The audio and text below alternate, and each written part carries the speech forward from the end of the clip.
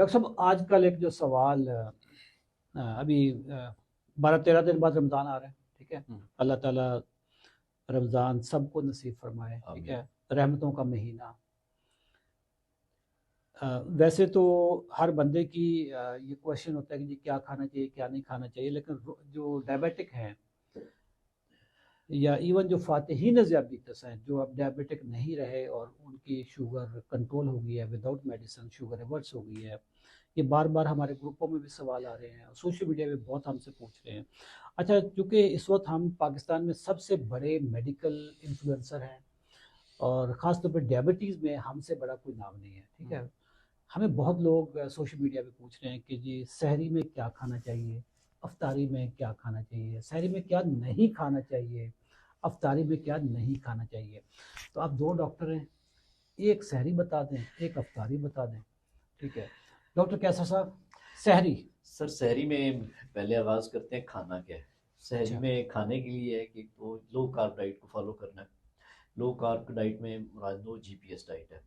उसमें जो चीज़ें खानी है उसमें 2 से 3 अंडों का आमलेट बना लें, उसमें कुछ सब्जियां मिक्स करके देसी घी में या कोकोनट ऑयल में या ऑलिव ऑयल उसके साथ वो अंडे का आमलेट बना के खा सकते हैं। 2 से 3 अंडों का ऑमलेट अपनी हिम्मत के हिसाब से। अच्छा, ये जर्दी समेत? जर्दी समेत। सर ना करो सर। सर असि सारे जर्दी खवाने सर आप कैसे डॉक्टर हैं? डॉक्टर तो मना करते हैं जर्दी और आप कह रहे हैं 3 अंडों की जर्दी खा लें। सर कोलेस्ट्रोल सर इन्होंने कहीं सिलेक्टिव स्टडी तो नहीं की एमबीबीएस में? सर वो ठीक भी करवाते हैं साथ। अच्छा अच्छा। सर इसमें यह है कि कोलेस्ट्रॉल जो आपका बढ़ता है वो आपके कोलेस्ट्रॉल के इनटेक से नहीं बढ़ता, वो बेसिकली आपके अनाज से कार्बोहाइड्रेट से बढ़ता है। ये एक सेकंड, ये मुझे जरा हजम नहीं हो रही बात। इस चीज को कहते हैं कोलेस्ट्रोल आपका कोलेस्ट्रोल खाने से नहीं बढ़ता, टमाटर खाने से आप लाल नहीं हो जाते। क्या लॉजिक मारी है भाई? और खीरे खाने से आप हरे नहीं हो जाते। इसलिए आप यानी कि जो कोलेस्ट्रॉल वाली चीजें सोच के नहीं खा रहे वो आपका कोलेस्ट्रॉल नहीं बढ़ाएंगी अनटिल अनलेस कि आप उसके साथ अनाज नहीं ले रहे, कार्बोहाइड्रेट्स नहीं ले रहे। यानी कोलेस्ट्रॉल आपका अनाज से, रोटी चावल से बढ़ता है, चीनी से बढ़ता है? बिल्कुल ऐसे ही है। अंडों से कोलेस्ट्रॉल नहीं अंडों बढ़ता। से कोलेस्ट्रॉल नहीं बढ़ता। ओके, 3 अंडों का ऑमलेट जर्दी समेत, उसमें काफी सारी वेजिटेबल सब्जियां डाल काट के वो डाल लें और प्रॉपर उसको एक पराठे की शक्ल में दे सकते हैं। अच्छा, वो खा लें। खाएं किसके साथ सर? चम्मच और दांतों के साथ और हाथ की हेल्प से ना। अच्छा ठीक है। तो उसमें दूसरी चीज आ जाती है, साथ में 2 से 3 कबाब ले सकते हैं, शामी कबाब या कोई भी कबाब, चिकन बीफ मटन के कबाब ले सकते हैं। इसके साथ दही शामिल कर सकते हैं, लस्सी शामिल कर सकते हैं। दही ग्रीक योगर्ट, मार्केट नहीं, मार्केट का नहीं, क्योंकि वो जो बच्चा एक भागा भागा जा रहा होता है मार्केट से दही लेने के लिए, नाज़रीन उस दही में दही कम होता है, उसमें पाउडर ज्यादा होता है। वो दही आपने मार्केट का खुला दही बिल्कुल इस्तेमाल नहीं करना। आप खालिस दूध, खालिस का मतलब यह है कि आपको गवाले पे इतना यकीन होना चाहिए जितना हो सकता है, उसका दही खुद बनाएं घर में और उसको बारीक कपड़े में लटका दें ताकि उसका जो पानी है, लैक्टोज उसका निकल जाए। जो बाकी दही बचेगा उसको कहते हैं ग्रीक योगर्ट, उससे शुगर नहीं बढ़ती। या फिर मार्केट से भी आप ग्रीक योगर्ट ले सकते हैं। जी डॉक्टर साहब। योगर्ट का बेसिकली ज्यादा फायदा प्रोबायोटिक है, तो इसलिए ये लेना चाहिए और सहरी में ले सकते हैं। इसके अलावा वो जो कॉम्प्लेक्स कार्बोहाइड्रेट चने भी शामिल कर सकते हैं, चना चाट शामिल कर सकते हैं। इसके अलावा लोबिये अगर लेना चाहें तो वो ये सहरी में ले सकते हैं। इसके साथ चिया सीड या तुखमलंगा का एक या लीमू का पानी यानी कि वो ले सकते हैं। चिया सीड, तुखमलंगा, लीमू पानी या हल्का नमकीन पानी भी ले सकते हैं ताकि आपको जिस्म में पानी की कमी, इलेक्ट्रोलाइट्स की कमी ना हो। सर मशरूबात में क्या चीज़ ले सकते हैं? मशरूबात में जैसे कि चिया सीड, तुखमलंगा, लस्सी का इस्तेमाल कर सकते हैं। इसके अलावा चाय कॉफ़ी ले सकते हैं लेकिन ज़्यादा ना लें। इसका प्रॉब्लम ये होता है कि चाय से आपको ज़्यादा यूरिनेशन होती है, डायूरेटिक इफेक्ट आता है, यानी पेशाब आवर है, ये पेशाब आता है, जिससे आपको पानी की कमी का सामना भी करना पड़ सकता है। इसलिए थोड़ा सा इसको इज्तनाब करें। बाकी जो मशरूबात बताएं वो ले सकते हैं। हल्का नमकीन पानी ले लें या नींबू पानी का इस्तेमाल कर लें। और पानी के हवाले से पराठा किधर गया सर? क्या याद करा दिया आपने? नहीं, ये सहरी क्योंकि ज्यादा गाली इन्हीं को पड़नी है ना, क्योंकि अफ्तारी में तो पराठा नहीं खा, सहरी में जो पराठा खाना था। नाजरीन सर टिका के गालियां दे रही हैं। सर टाइम इतने इस नाश्ते से सर इससे तो 10 भी नहीं बजने लोगों से। आप भुखे मारेंगे सर। सर वो सबसे ज्यादा क्वेश्चन यही आता है डॉक्टर साहब ਜਿਹੜੀ ਤੁਸੀਂ ਸਾਰੀ ਦਸੀ इतना तो 10:30 भी नहीं बजने। अच्छा सर, इस पे आते हैं कि इसमें दरअसल हम जब कार्ब्स ज्यादा लेते हैं, कार्ब से मुराद कार्बोहाइड्रेट्स हैं, जिसमें ये निशास्त था, पराठे, रोटी हाँ, चावल रोटी चावल वाले। लोग ये सोच के लेते हैं कि हमने मिसाल के तौर पे 2 पराठे 3 पराठे ले लिए, जैसे कि डॉक्टर महबूब ने लास्ट हमारे एक प्रोग्राम में कहा था कि एक पराठा चलेगा, लोग खाते इस नियत के साथ है कि एक पराठा चलेगा 10 बजे तक, दूसरा उसको रिप्लेस करेगा 10 से 12, 1-2 बजे तक, और फिर तीसरा पराठा शाम यानी तक। ये रोजा ना हो, रॉकेट हो गया कि एक उसका जो फ्यूल टैंक है 5000 बुलंदी तक जाएगा, फिर अगला उससे आगे जाएगा, फिर अगला, तो इस तरीके से वो स्पेस पे अलग अलग लोग यही पहुंच- सोचते हैं। लोग ठीक है। यही सोच के पराठे अच्छा। इस्तेमाल करते हैं। यानी ऐसा- पराठे ऐसा नहीं है कि पहले एक खुला फिर दूसरा खुला तीसरा खुला, ऐसा नहीं होता। ऐसा नहीं होता। अच्छा सर वो अक्सर ना उठते भी 11-12 बजे हैं, जिस दिन 2 पराठे खा लेता हूँ। अच्छा वो कहते हैं यार आज मैं जरा एक कट खाता है तो मैं लेट ही उठूंगा। अच्छा, इसमें ये है कि जो हमने डाइट बताया आपको शहरी में, इससे ये है कि आपकी इंसुलिन की कमी आएगी इसमें। ओके आप जब कार्बोहाइड्रेट्स ज्यादा डालते हैं, अनाज ज्यादा डालते हैं, पराठे रोटी ये चीजें खाते हैं, उससे ये है कि आपकी इंसुलिन उतनी ज्यादा निकलेगी। इंसुलिन ने का काम है कि इसने आपकी शुगर को जो आपके खून में आई थी, इसने खुलियों में पहुंचाना है। जैसे ही आपने कार्बोहाइड्रेट्स लिए तो इंसुलिन निकली, इंसुलिन ने खुलियों में पहुंचा दी। कुछ ही टाइम के बाद, कोई 4-5 घंटे गुजरेंगे, आपने जहां स्टार्ट किया था वहीं बैठे हैं, फिर 10 बजे आपको चक्कर आ रहे हैं, आपको भूख लग रही है, तो जो वो एहसास हो रहा है वो दरअसल आपकी इंसुलिन ने ये काम किया। अगर आपने लो कार्ब डाइट फॉलो की, जिसमें प्रोटीन ज्यादा लिए, फैट ज्यादा लिए और कॉम्प्लेक्स कार्बोहाइड्रेट्स लिए, तो उससे आपकी इंसुलिन इतनी स्पाइक नहीं करेगी और शुगर नहीं बढ़ेगी। डॉक्टर साहब, मैं इसको ना, क्योंकि आप लोग डॉक्टर हैं और मेडिकल की टर्मिनोलॉजी ज़्यादा इस्तेमाल कर रहे हैं, मैं नॉन डॉक्टर हूँ और मुझे यही फ़ायदा है। मैं इसकी ना एक मिसाल देता हूँ। खुराक में 3 चीज़ें हैं, कार्बोहाइड्रेट्स यानी रोटी चावल वाली चीज़ें, प्रोटीन है, फाइबर। प्रोटीन हो गए जिसमें गोश्त अंडे हो गए और दालें वाले हो गए, बीन्स हो गए, और फैट्स हो गए। जो कार्बोहाइड्रेट्स है ना, ये ऐसी है कि आपने जैसे एक पेपर है और उसको आग लगा दी, और वो पेपर एक वर्का वो 10 सेकंड में जल गया, खत्म हो गया। कार्बोहाइड्रेट्स इस तरीके से बर्न होके, फौरी बर्न होके आपको जो एनर्जी देनी थी दे दी, और उसके बाद क्रैश होगी एनर्जी। ठीक है। जो प्रोटीन है ये ऐसे जैसे मोमबत्ती है, मोमबत्ती जलाई हुई है, सही रात ऐसे चलती रहेगी। ठीक है। जो फैट्स हैं, फैट्स ऐसे हैं कि जैसे कोई इतनी मोटी रस्सी हो, और उसको ये अक्सर जहाँ पे आप सिगरेट पीने के लिए जाते हैं तो वो नीचे लगाते हैं सिगरेट छोड़ दिए, नशा छोड़ दिया वो सिगरेट की दुकान के बाहर ना उन्होंने एक रस्सी को आग लगाई होती है। अच्छा, वो हल्का हल्का धुआं थोड़ा थोड़ा निकालती रहती है। घट लग रही सर ने सही बात लग रही सर को तो एक चीज का पता है सर, वो रस्सी को, मोटी सी रस्सी को उन्होंने नीचे से आग लगाई होती है, वो थोड़ा थोड़ा धुआं जो है ना वो छोड़ती रहती है। ये फैट होते हैं। यानी अगर आप फैट खाएंगे, देसी घी या बाकी जो चर्बी वाला गोश्त है, ये आपको उसी रस्सी की तरह काफी देर तक, मतलब सारा दिन तक थोड़ी थोड़ी वो जलती रहेगी। प्रोटीन खाया तो मोमबत्ती की तरह वो 6-7 घंटे निकाल जाएगी। अगर आपने कार्बोहाइड्रेट्स खाए हैं तो बस इधर आपने लाइटर लगाया, पेपर आपका बर्न हो गया। अब सर वो अगर जो पेपर की तरह कार्बोहाइड्रेट्स हैं, अब लोग ये समझते हैं कि शायद 3 पराठे खाने से वो 3 कागज फर्ज करें वो हैं तो वो आगे पूरा दिन निकाल देंगे, लेकिन ऐसा नहीं है। वो तीनों साथ साथ ही जल जाएंगे, सारे इकट्ठे जलेंगे और सब नहीं 10 सेकंड में खत्म हो जाएंगे। सब सही है, बिल्कुल डॉक्टर साहब। अच्छा नाज़रीन, no GPS, no grains, no potatoes, no sugar, ये 3 चीजें निकाल के अगर मैं समराइज करूं तो अल्लाह की सारी नेमतें खाएं, जिसमें अंडे से बेहतर कोई सहरी नहीं है, गोश्त से बेहतर कोई सहरी नहीं है। ठीक है डॉक्टर साहब, आते हैं अब अफ्तारी पे। ये हमने फर्ज ये कर रहे हैं कि ये मुसलमानों वाला रोजा है, मुसलमानों वाली अफ्तारी हो रही है जी, जिसमें हमारे सामने जो रोल मॉडल हैं आखिरी पैगंबर हजरत मोहम्मद सल्लल्लाहु अलैहि वसल्लम, उनकी सुन्नत के मुताबिक, सहाबा कराम की सुन्नत के मुताबिक, उनके तरीकाकार के मुताबिक हमने रोजे रखेंगे तो लअल्लकुम तत्तकून होगा, वरना नहीं होगा। अफ्तारी करवाएं सर मेरी। सर अफ्तारी का मैं ये कहूँगा, क्योंकि आप अफ्तारी करते हैं, ये अफ्तारी वाला आपने बताया, क्योंकि मेरी आपने पिन कर देनी है अफ्तारी तो सबसे ज्यादा होती है। सर ये आप बताएं। यानी गालियां आप नहीं खाना चाहते? मैं फिलहाल सर आपको वो अफ्तारी वाला सेगमेंट आप करें, मैं ना खाने वाला बाद में बता दूं। अच्छा ठीक। दोस्तों, अफ्तारी का मतलब ये है कि पहली बात तो कि मुसलमानों वाला रोजा है जी। मैं बार बार कहता हूँ ना कि मुसलमानों वाला रोजा रखना है, पाकिस्तानियों वाला रोजा नहीं रखना। पाकिस्तानियों का क्या स्टाइल होता है जी? सर जी, शाम को असर के बाद एक बच्चे को बाहर भेजा जाता है, तो समोसे लेकर आ, पकौड़े लेकर आ, ठीक है। वो बाइक निकालता है, सारे इशारे तोड़ता जाता है, ठीक है रोजा है, लेकिन सारे इशारे वो तोड़ता जा रहा है। जहाँ पे लाइन लगी हुई है उधर भी वो माँ बहन करके अपने पकौड़े शकौड़े उठा लेता है, ठीक है। उसी स्पीड से वो वापस आता है, ठीक है। और आगे अगर कोई रुकावट बने तो वो गालियां देता आता है रोजा।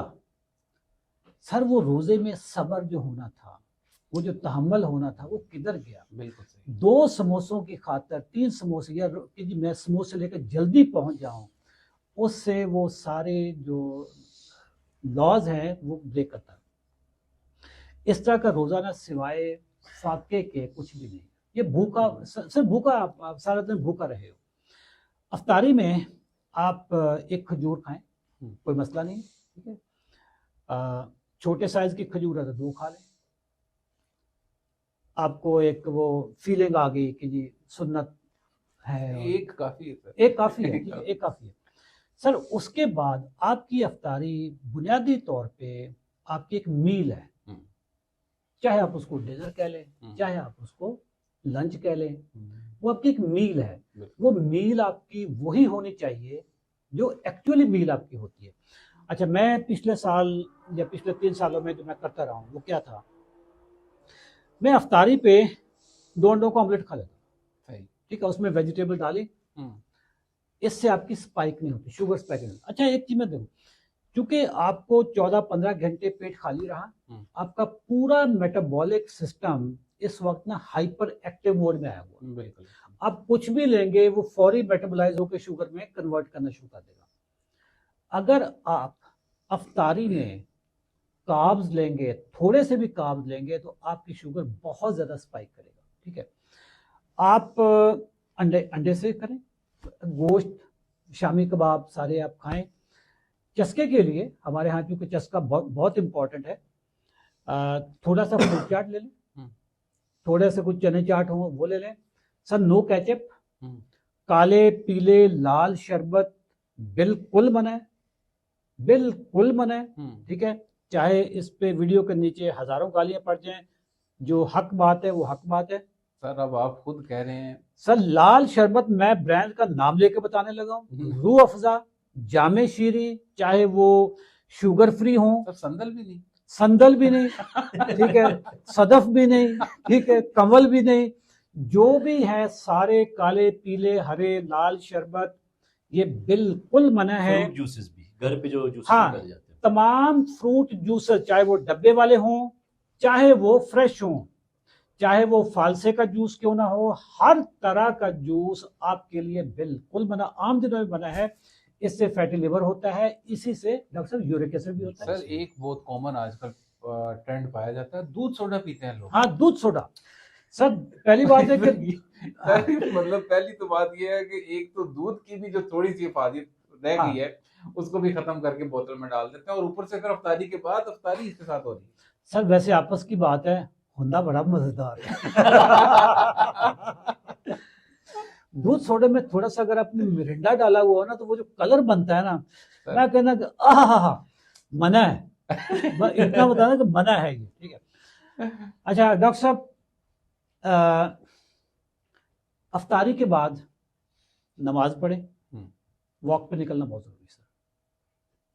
अगर आप वॉक नहीं करेंगे तो आपकी शुगर स्पाइक करेगी, इवन आपने चाहे अंडे ही क्यों ना खाए हुए, थोड़ा सा फ्रूट चाट ही क्यों ना खाए। उसकी रीजन ये है कि आपका 16-17 घंटे की फास्टिंग थी, जो चीज भी खाएंगे आपकी बॉडी उसको फौरी तौर पे एनर्जी में कन्वर्ट करके आपको शुगर में कन्वर्ट कर देगी और आपकी स्पाइक आनी शुरू हो जाएगी। सारा दिन जो आपने रोजा रखा था जिसकी वजह से शुगर आपकी स्टेबल थी, अफ्तारी के टाइम पे शुगर आपकी स्पाइक कर जाएगी और फिर HbA1c आप सोचेंगे यार रोजे रखे थे, HbA1c कम होने की वजह बढ़ गया। हर एक का सर ऐसा होता है। हाँ सर अक्सर लोग ये कहते हैं जी कि आपने दूध सोडा ही बंद कर दिया, जूस भी नीले पीले हरे सारे बंद कर दिए, तो सारा दिन के प्यासे हैं तो पीना क्या फिर? सर पीने के लिए हाँ क्या बात सर, लस्सी, कच्ची लस्सी मतलब थोड़े दूध के साथ कच्ची लस्सी पी ली या दही वाली लस्सी आपने पी ली सर। इसके अलावा सादा पानी, तुखमलंगा वाला पानी, ये नींबू पानी हो गया। इसके अलावा एक मैं हरा शरबत बताने लगा सर, वो बड़ा कड़वा होता है, वो ना बताइए। नहीं वो वाला नहीं बता। अच्छा